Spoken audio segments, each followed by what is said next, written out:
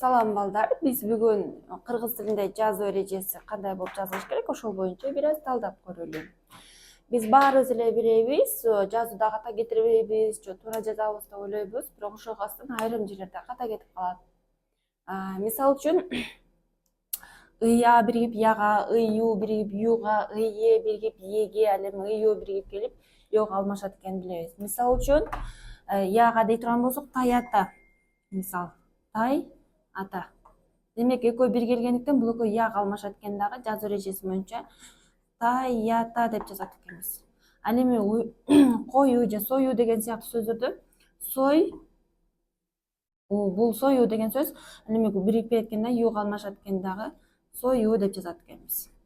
Ал эми эге келе турган болсок, мисалы тайене.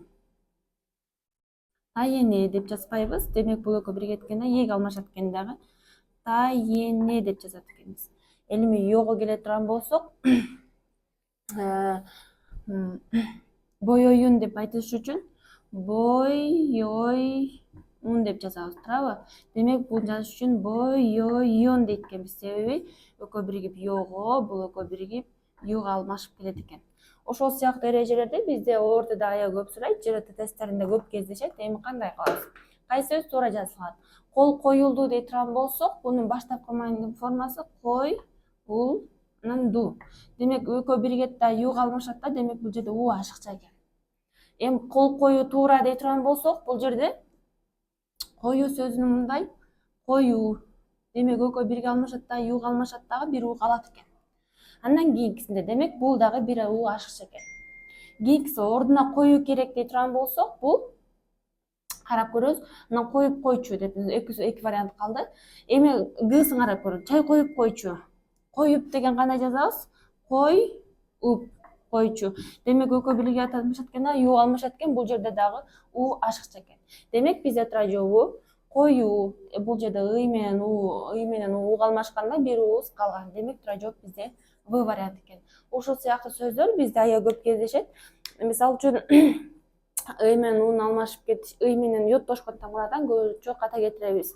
Биз үйдөн ар бир бул тамгалар катары келген мисалдарды карап көрөбүз. Бул мисалдар качан ишке ашпай калат? Мындай учурда.